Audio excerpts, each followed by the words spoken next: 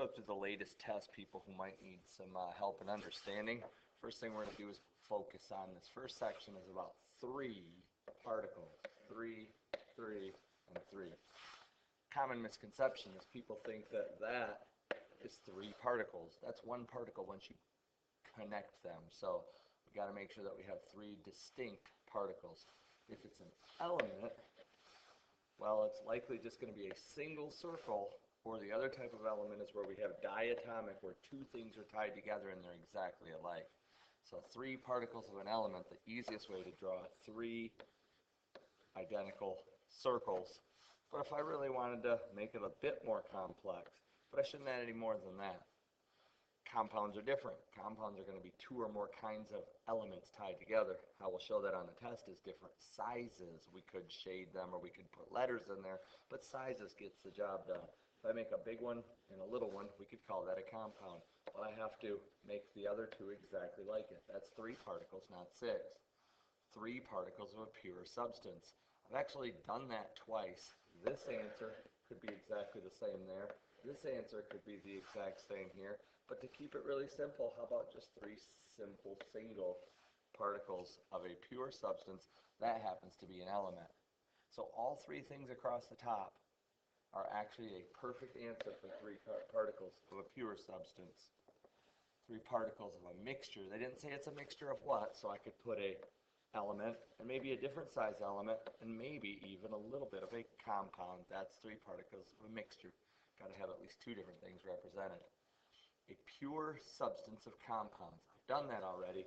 This totally fits the bill. It does not say that I have to have any certain number in this case, but three seems good. I'll draw three what that was supposed to be touching. I'll draw three what I think are like water molecules. A big O tied to two little H's. But there are other correct ones. Again, the answer above it is just as correct. Finally, a mixture of elements. Well, I got to have elements, so the elements are either going to be one circle or two circles that are tied together. There's a few instances where there's different, but let's keep it to one or two. Most things on the periodic table are just one circle, one type of element. But there's certain things, the horses need oats for clear brown eyes. Maybe we could add maybe a little, I'm considering that as two H's, or maybe we could add a couple of chlorines. That is a mixture of elements. Next section. How would you prepare a mixture? Water, ethanol, and sand.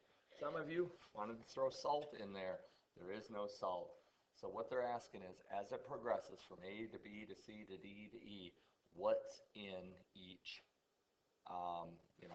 what's present? For A, that's all of them. It's water, it's ethanol, and it's sand. But the sand is going to stick there. So in B, the sand stays there, and the water and the ethanol continue on down. So what we're going to do is we're going to take that water and ethanol and put it in here, and we're going to heat it. Ethanol has a lower boiling point. Ethanol, lower boiling point.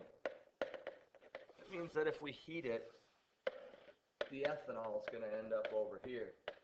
That means the water is going to stay here. That says after heating.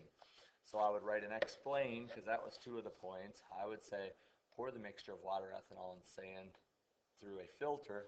The sand stays. Take the water and ethanol and heat it up, and then the technical term is distill it, but we can just say cool it off or condense it, and the ethanol ends up in the final flask. Next one, sketch. Sketch the scenario, label contents and masses, calculate percent composition of each element in the compound. I'm dealing with copper, and I'm dealing with, these are the two terms, copper and oxygen. My sketch, just show a crucible. Don't show heating stuff. It's just not necessary. What we need to do is figure out, before we're starting, what's in there, how many grams, and what is it? That's so important. So many people are just simply telling how many grams. but in order to get calculations correct, we need to identify what's what, what's where. After we're all done, there's going to be some more crud in there. Crud like this. We put something in there. Well, I think they said it was copper. Calculate percent. A crucible with a piece of copper. Copper's going to be in there. It was then heated until it formed CuO. CuO is going to be going in there. Where'd the oxygen come from? Apparently when we heat it, there's going to be so many grams of oxygen that come in. So this is trying to identify what I'm going to use, over here for my percentages.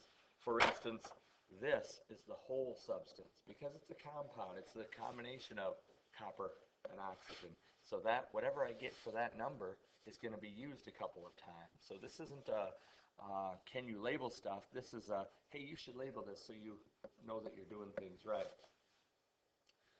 So the next thing is this crucible. At the very end, they told me they cleaned it out, and the crucible weighs 35.73 grams. So I'm going to have to be doing some subtraction. Oh, where did that go?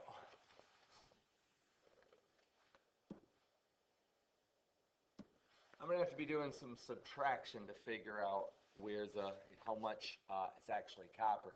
First thing, crucible with copper, and it's 39.81 grams. So I'm going to put in 39.81 grams, but I'm going to subtract the weight of the crucible, 35.73.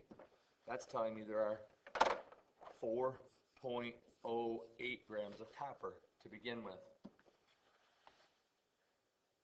It was heated and it formed copper oxide, CuO. The crucible and its contents now weigh 40.93 grams.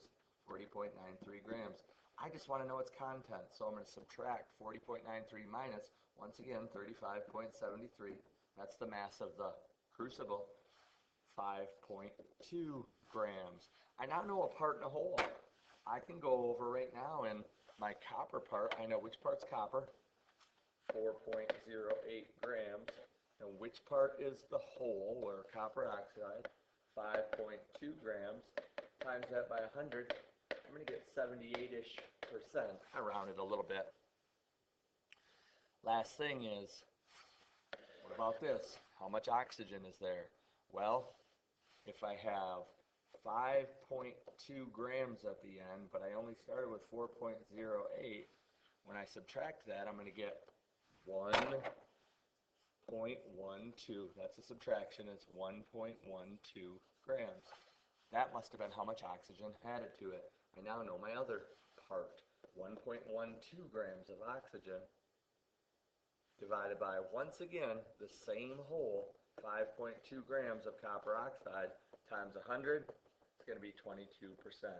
This is labeled, but I'll just label it again. That's copper, that's oxygen.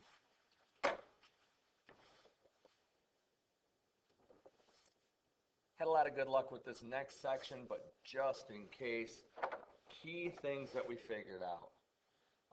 The mixture appears to be clear liquid with solid on the bottom. If people miss something, it's the solid that's on the bottom, which means it has a density of greater than 1, and it also is not attracted to a magnet.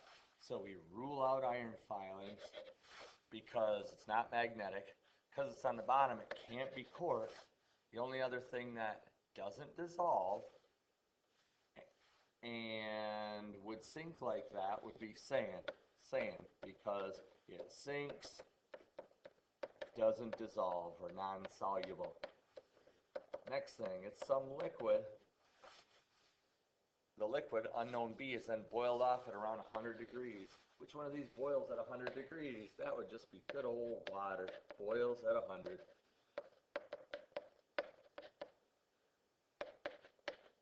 And finally, it said that the remaining solid melts around 186, melting point 186, that must be sugar. Next one. I only made this whole thing worth 1 point out of the 15. I don't think we practiced that on the practice test. However, we've done some of those back in the past. And the premise is this.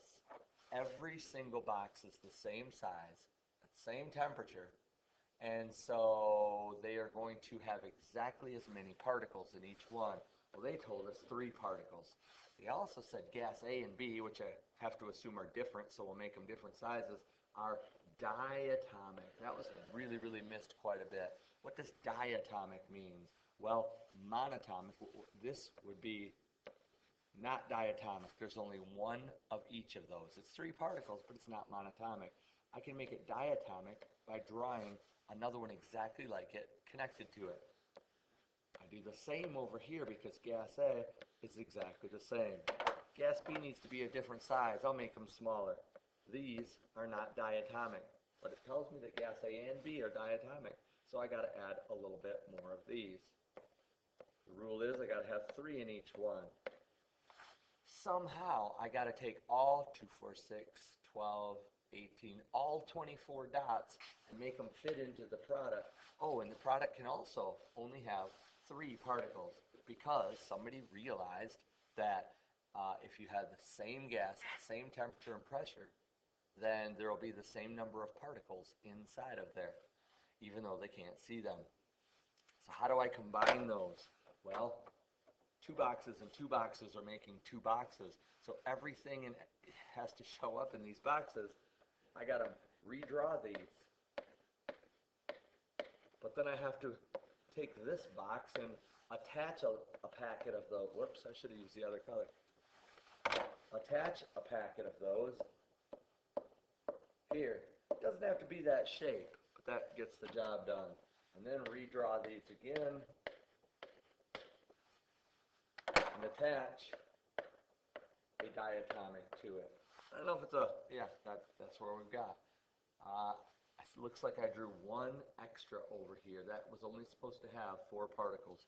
Now if we counted every circle down here and compare it to every circle down here, the law of conservation of mass says that everything at the beginning, everything before the reaction is still there. It's just recombined. Next one. Most people did pretty good with the math. It simply told you what to do. Divide that and get 0.58. Divide that and get 1.16. I took this divided by this, that goes here, this divided by this, that goes there. The next step is interpreting it.